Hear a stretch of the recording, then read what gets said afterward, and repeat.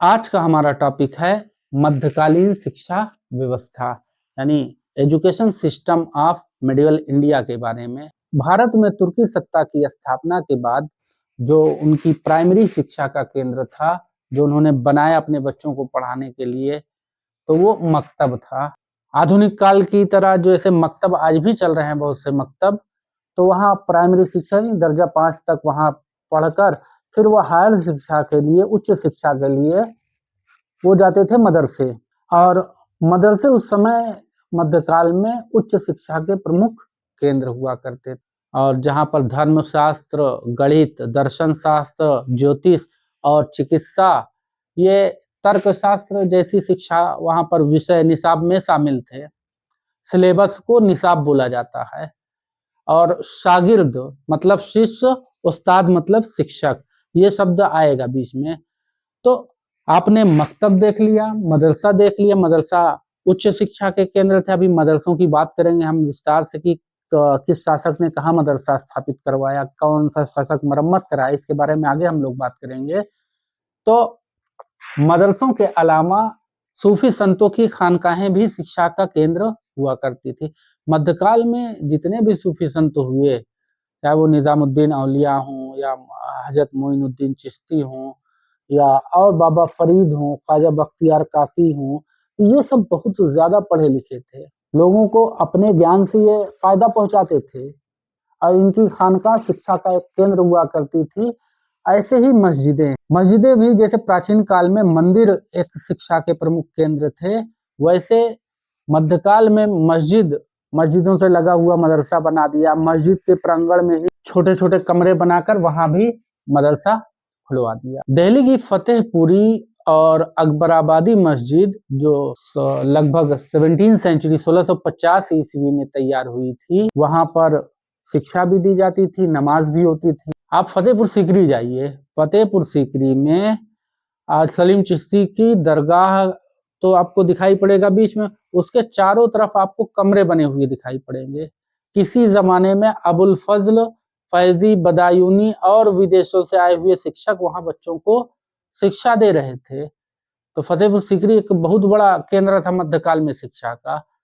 अगर हिंदू शिक्षा की बात की जाए तो उनके यहाँ पाठशालाएं, प्राथमिक शिक्षा केंद्र हुआ करती थी। गुरुकुल प्रणाली लागू थी, वो उस समय मध्यकाल में भी चल रही थी। टोल या कॉलेज भी शिक्षा के केंद्र थे। मंदिरों में प्रायः संस्कृत में धार्मिक शिक्षा दी जाती थी। मठ भी एक शिक्षा के केंद्र थे। दक्षिण भारत में अग्रहार ये विद्या के महत्वपूर्ण केंद्र थे। अग्रहार में मुख्यतः वेदों की शिक्षा दी जाती थी। इसके अतिरिक्त आप देखिए, चाहे वो हिंदू कम्युनिटी का या मुस्लिम कम्युनिटी का, व्यक्तिगत शिक्षक भी अपने बच्चों के लिए रखता था, ट्यूटर। अब वो व्यक्तिगत जो शिक्षक था उसको कभी कभी वो अपने पास बुलाकर शिक्षा देता था, या अगर शाही घराने का कोई स्टूडेंट या छात्र रहा है तो उसको जाकर वहां शिक्षा देता था। अब गुरु को ये पावर था मध्यकाल में, कोई संस्था नहीं थी यूपी बोर्ड या सीबीएसई बोर्ड कि वो उसको सर्टिफिकेट दे। गुरु ही उसकी योग्यता के अनुसार उसको सर्टिफिकेट देकर अगली क्लास में उसको प्रमोट कर देता था। मध्यकाल में शिक्षा के केंद्रों की बात की जाए तो आगरा, फतेहपुर सीकरी, दिल्ली, गुजरात, सियालकोट, कश्मीर, लाहौर, ठट्टा, जौनपुर। जौनपुर के बारे में कहा जाता है कि पूर्व का सिराज, और शेर शाह की शिक्षा आप जानते हैं, जब वो घर से भागा था तो जौनपुर में ही वो पढ़ने आया था। जौनपुर उस समय शिक्षा का एक मरकज था, सेंटर था। जौनपुर की तुलना पूर्व का सिराज आपने सुना होगा, काहिरा, दमिश्क और बगदाद, निशापुर जैसे स्थानों से उसकी तुलना होती थी जौनपुर की। आपको याद करने में सुविधा ऐसी होगी, जहां जैसे अजमेर में मोइनुद्दीन चिश्ती की दरगाह है, तो वो भी एक शिक्षा का केंद्र था। बयाना, गुलबर्गा, लखनऊ, ग्वालियर, अंबाला, थानेश्वर, सरहिंद, बुरहानपुर, नागौर, पटना, इलाहाबाद, भागलपुर, ये मध्यकाल के प्रमुख शिक्षा के केंद्र थे। बर्नियर बनारस 1665 में आता है, और बनारस की तुलना उसने एथेंस से कर दी। यूनान की राजधानी जो थी वो यानी बहुत प्रभावित हुआ वहाँ के शिक्षा व्यवस्था से। इसके अतिरिक्त मिथिला नदिया के बारे में कहा जाता है कि ये न्याय दर्शन की शिक्षा के लिए प्रसिद्ध था। इसके अतिरिक्त हिंदू शिक्षा के केंद्र सरहिंद, थट्टा, गुजरात और विजयनगर, आप जानते हैं कि कृष्णदेव राय का शासनकाल साहित्यिक समृद्धि के लिए कितना महत्वपूर्ण रखता है इतिहास में। अब सवाल ये पैदा होता है कि सल्तनत काल में शिक्षा व्यवस्था का माध्यम क्या था?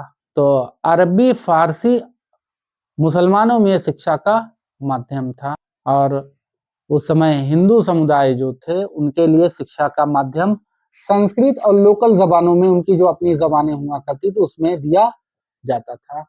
बाद में जैसे उर्दू में शिक्षा देने की बात कही गई, बाद मोहम्मद शाह रंगीला के समय काफी प्रभावशाली रही उर्दू। ऐसे ही तमाम भाषाओं में धीरे धीरे भाषाओं का विकास हुआ और शिक्षा का माध्यम लोकल जबानों को, खासकर प्राथमिक शिक्षा का लोकल जबानों को बना दिया गया। मध्यकालीन शिक्षा व्यवस्था की कमियों की बात की जाए तो आपको बहुत कुछ कमियां आज भी दिखाई पड़ेगी जो उस समय प्रचलित थी। जैसे आम लोग शिक्षा से उस जमाने में भी कटे थे और आज भी कटे हैं। सरकार लाख जतन कर रही है, मुफ्त शिक्षा, अनिवार्य शिक्षा, सारी चीजें कर रही है, भोजन तक उपलब्ध करा रही है, लेकिन आप देखिए जिनको नहीं पढ़ना है तो वो नहीं पढ़ रहे हैं। और कुछ लोग गरीबी के कारण नहीं पढ़ पा रहे हैं कि भाई चलिए ठीक है, यहाँ तक 8 तक 10 तक इंटर तक मुफ्त शिक्षा है, उसके बाद पैसा कहाँ से आएगा? घर की स्थिति देखते हुए वो पढ़ाई छोड़ देते हैं। 2 3 4 5 बहुत किए तो हाई स्कूल कर लिए। तो ये गरीबी की वजह से, उस जमाने में भी गरीबी थी। आपको बादशाहों का महल तो दिखाई पड़ रहा है आलीशान, लेकिन क्या आपने आम आदमियों की दशा देखी जो कृषक थे? या इससे पहले वाले वीडियो में जाके देखिए तो कृषकों की हालत के बारे में मैं आपको बताया हूँ। तो आम लोगों जो है गरीबी के कारण अपने बच्चों और बच्चियों को नहीं पढ़ा पाते थे। मध्यकाल में अगर देखा जाए तो कोई विधिवत संस्था नहीं थी स्त्रियों के लिए। आज तो तमाम स्त्रियों के लिए अलग वुमेन्स कॉलेज हैं, लेकिन मध्यकाल में हमें नहीं दिखाई पड़ता कि स्त्रियों की शिक्षा के लिए अलग से व्यवस्था की गई हो। उनकी शिक्षा प्रायः मकतब, छोटी छोटी बच्चियां तो मकतब और घरों में हुआ करती थी। उच्च शिक्षा की महिलाएं इसकी अपवाद थी। जैसे आप रजिया की बात करेंगे, रजिया को घुड़सवारी और युद्ध कौशल सिखाया गया था, यह भी एक तरह की शिक्षा थी। गुलबदन बानो बेगम ने मध्यकाल में हुमायूंनामा लिखा। ऐसे ही शाही हरम की महिलाएं जो थी, या शाही परिवार से जुड़ी या उच्च वर्ग की महिलाएं थी, वो बड़ी पढ़ी लिखी थी। जैसे सलीमा, नूरजहां, जहां आरा बेगम, ये साहित्य में विशेष रुचि ली। औरंगजेब की पुत्री जैबुन निसा अरबी और फारसी भाषाओं में पारंगत थी, काफी अच्छी पकड़ रखती थी। उसने एक दीवान लिखा जो इतिहास में मख्फी के नाम से जाना गया। तीसरी कमी अगर हम देखें तो वैज्ञानिक और तकनीकी शिक्षा पर विशेष जोर नहीं दिया गया। अकबर ने, फिरोज शाह तुगलक ने दिया कि फिरोज शाह तुगलक ने कहा कि भाई गुलामों को लगा दिया जाए काम पे, उन्हें उनके अंदर स्किल डेवलप किया जाए। इसके अतिरिक्त हमें निम्न जातियों के लिए शिक्षा का कोई विशेष ध्यान नहीं दिया गया था। उस समय कोई विशेष व्यवस्था नहीं की गई थी। फिरोज शाह तुगलक में बताया कि इसका अपवाद है कि उसने गुलामों के लिए तकनीकी शिक्षा की व्यवस्था की थी, उनको ट्रेनिंग दे रहा है और कह रहा है कि इनके निर्यात पर भी प्रतिबंध होना चाहिए। ये भी एक सामाजिक लेवल पे जिए, सामाजिक स्तर इनका भी होना चाहिए। तो इसलिए गुलामों को उसने तकनीकी प्रशिक्षण दिलाना शुरू किया। अगली इसकी कमी जो दिखाई पड़ती है, धर्म की प्रधानता मध्यकाल में भी जो निसाब शामिल था वो दिखाई पड़ता है। निसाब मतलब सिलेबस जो उसमें शामिल था। धार्मिक प्रधानता जैसे प्राचीन काल में शिक्षा व्यवस्था में दिखाई पड़ते, वहां वेदों का अध्ययन, पुराण और धर्मशास्त्र का अध्ययन कराया जाता था, वैसे ही मध्यकाल में कुरान, हदीस, फिक़्ह और तमाम चीजें उसकी व्याख्या के तौर पर पढ़ाई जाती थी। इसके अतिरिक्त इतिहास की भी शिक्षा दी जाती थी। तो ये रही मध्यकालीन शिक्षा व्यवस्था की कमियों के बारे में। अब हम बात कर लेते हैं कि दंड पुरस्कार और उपाधियां कौन कौन सी दी जाती थी। तो विद्यार्थियों के लिए दंड के तौर पर उनको दुर्रे लगाए जाते थे, कोड़े लगाए जाते थे, लात घूंसों से पीटा जाता था। अगर आपके पड़ोस में मदरसा हो तो आज से बचपना अपना याद कीजिए, किस तरह से उस्ताद जी लोगों को कूटते थे। मुर्गा बनाने की परंपरा कहीं कहीं अभी ये कला जीवित है, अब तो अधिकांश जो है ये विलुप्त होती जा रही है। कहीं कहीं मुर्गी भी बना देते थे। कोई भी मदरसा आप उठा के देखिए, जो नामवर मदरसे हैं हिंदुस्तान या एशिया में, वहाँ के नियम बहुत सख्त हैं। तो विद्यार्थियों से अपेक्षा की जाती है कि वो एकदम जो निकलें समाज के लिए एक आइडियल हूँ, समाज में वो जाकर मूर्खता ना फैलाएं, समाज में एक आइडियल बने वो। मदरसों का उद्देश्य यही था कि वहां से पढ़ लिख कर जो निकलता था उन्हें सरकारी पद तो मिलता था। जैसे शेरशाह मदरसे का टॉपर था जौनपुर में, उसको उच्च पद दिया गया। बाद में अपनी काबिलियत से, भाई एक काबिलियत ये भी थी शेरशाह को शासक बनाने में, भाई उसने हराया हुमायूं को, वो अलग का मामला है, लेकिन लोगों को हराने के बाद लोगों को अपने साथ जोड़ा ना। अगर पढ़ा लिखा शासक होगा, 5 साल में उसने भारत का नक्शा ही बदल दिया। जो विकास है उसने दिखा दिया, देखो ऐसे शासन किया जाता है। तो पुरस्कार के तौर पर उन्हें सनद, प्रमाण पत्र, तमगा सत्र के अंत में दिया जाता था। और अच्छे छात्रों को, जैसा कि मैंने बताया, राज दरबार में उनकी नियुक्ति होती थी और ऊंचे ऊंचे पद मिलते थे।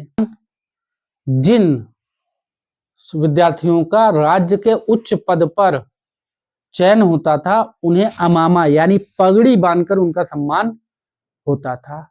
शिक्षा पूरी होने के बाद दस्तारबंदी यानी पगड़ी बांधी जाती थी। जैसे मध्यकाल में एक उदाहरण मिलता है कि शेख निजामुद्दीन औलिया ने अपनी शिक्षा जब पूरी कर ली तो उनके उस्ताद मौलाना अलाउद्दीन असीली या उसीली ने उन्हें पगड़ी बांधकर सम्मानित किया। इस अवसर पर दावत भी हुई है। आज भी जब मदरसों से तलबा यानी छात्र अपनी शिक्षा पूर्ण करते हैं तो उसके बाद उन्हें पगड़ी बांधकर उनकी, जिसे इतिहास में दस्तारबंदी कहा जाता है, सम्मानित किया जाता है। डिग्रियों की बात करें कि मध्यकाल में डिग्रियां कौन कौन सी दी जाती थी। प्राचीन काल में शिक्षा पूरी होने पर विद्यार्थियों को कोई उपाधि या डिग्री नहीं दी जाती थी। उपाधि प्रदान करने की प्रथा पूरी तरह से मध्यकाल की उपज है। तारानाथ के अनुसार बंगाल के पाल शासक विक्रमशिला के छात्रों के अध्ययन के लिए बताया जाता है कि जब उनके वो पढ़ लेते, उनकी शिक्षा कंप्लीट हो जाती थी तो उन्हें सनद यानी प्रमाण पत्र प्रदान करते थे। ये तारानाथ लिख रहे हैं, बहुत बात की घटना है। बंगाल में एक विद्वत परिषद थी, विद्वानों की एक परिषद थी, द्वारा बताया जाता है कि इस परिषद के द्वारा तर्क चक्रवर्ती, क्या तर्क चक्रवर्ती और दूसरा तर्कालंकार जैसी उपाधियां प्रदान की जाती थी, लेकिन डिग्री का कोई उल्लेख नहीं मिलता। अगर आपको कहीं पढ़ा हो आपने कि प्राचीन काल में यह डिग्री दी जाती थी, जैसे मध्यकाल में मौलवी आलिम फाजिल, इस तरह की डिग्री अगर मिले तो मुझे कमेंट में बताइएगा। मुझे तो नहीं मिला। योग्यता के अनुसार शिक्षक व्यक्तिगत भी डिग्रियां देता था। जैसा कि मैं शुरू में बताया, अगर कोई छात्र योग्य है तो उसको वो प्रमोट दूसरी कक्षा में करने का उसको अधिकार था। प्राचीन काल की तरह मध्यकाल में भी शिक्षा मुफ्त और निःशुल्क थी। हमीद कलंदर मौलाना अलाउद्दीन उसूली के बारे में लिखते हैं कि जो भी विद्यार्थी उनके पास जाता वो उसे मुफ्त में शिक्षा प्रदान करते थे, कोई पैसा वैसा फीस नहीं लेते थे। जबकि उनकी गरीबी का आलम, एक नाई जो बाल काटता है, वो उनको एक बार देख लिया कि वो तेल की भूसी खा रहे थे। ये जब प्रकरण जाकर एक अमीर से उसने बताया कि जो उस्ताद जी हैं वहां पढ़ाते हैं वो भूसी खा रहे थे, तो अमीर को लगा कि इतना बड़ा आदमी, इतना काबिल आदमी भूसी खाकर जीवन गुजार दे रहा है, लेकिन किसी के सामने हाथ नहीं फैला रहा है, बल्कि समाज को कुछ दे ही रहा है विद्यार्थियों को। तो उसने काफी बड़े पैमाने पर राशन वगैरह उनके पास भिजवाया। उन्होंने लेने से इनकार कर दिया। तब अलाउद्दीन उसूली उस नाई को बुलाया और उसको फटकार लगाई कि ये राज मैं और ऊपर वाला जानता था, ये राज तुमने क्यों खोला। तो ऐसे ही मुल्क आगे नहीं बढ़ता। मुल्क आगे बढ़ने के लिए अच्छे लोगों की आवश्यकता होती है। मध्यकाल में छात्रावास की बात करें तो कुछ मदरसों में छात्रावास भी थे। फिरोज शाह तुगलक ने जो मदरसा बनवाया था उसमें छात्रावास के अलावा अस्पताल, झरने, तालाब, कागज, कलम, दरी और तमाम प्रकार की सुविधाएं उपलब्ध थीं। ये सारे मदरसों में इस तरह के छात्रावास नहीं थे। इब्न बतूता ने ऐसे ही मदरसे का उल्लेख किया है। बताता वो लिखता है कि 300 कमरे हैं मदरसे में और खाने कपड़े के लिए वार्षिक भत्ता भी यानी राजा देता है, शासक देता है। मदरसों के खाने की वो बहुत प्रशंसा करता है और वो आगे ये भी स्वीकार करता है इसी तरह के मदरसों में वो जब भी यात्रा करता था वो रुकता था। मध्यकाल में अधिकांश सुल्तान और बादशाहों की बात करें तो ये पढ़े लिखे थे। दो अपवाद हमें मिलते हैं। एक सल्तनत काल में अलाउद्दीन खिलजी मिलता है जो अनपढ़ था और मुगल काल में अकबर मिलता है जो अनपढ़ था। सुल्तान और बादशाहों के तो दरबार विद्वानों से भरे रहते थे। राज दरबार में वाद विवाद हमेशा होता रहता था। ऐसा ही महफिल फिरोज शाह तुगलक के जमाने में सस्ती थी और अकबर के शासनकाल में तो ये आम बात थी। अब बादशाहों की निजी लाइब्रेरियां भी हुआ करती थी। जैसे बाबर अपनी आत्मकथा तुजु के बाबरी में लिखता है या जिसे बाबरनामा के नाम से भी जाना जाता है। उसमें जब आप पढ़ेंगे तो आपको लगेगा जब भी ये कहीं किसी नए क्षेत्र पर आक्रमण करता और नए राजा को पराजित, उसकी सबसे पहले लाइब्रेरी पे फोकस करता था कि उसमें अच्छी किताबें मिल जाएं। जैसे उसने मिलवत विजय के बाद जो वहाँ की लाइब्रेरी थी, बाबर ने गाजी खान की लाइब्रेरी जिसे कहा जाता था उसे अपने अधीन कर लिया। हुमायूं की लाइब्रेरी पुराने किले के शेर मंडल में मौजूद थी। अकबर ने अपनी लाइब्रेरी के लिए गुजरात, जौनपुर, बिहार, कश्मीर और दक्षिण भारत से पुस्तकें मंगवाई। अकबर अनपढ़ था लेकिन रात में सोते समय उसे किताबों के बारे में सुनने का क्या लिखा है इस किताब में, इस तरह की विचारधारा थी। वो सुने बिना वो सोता नहीं था।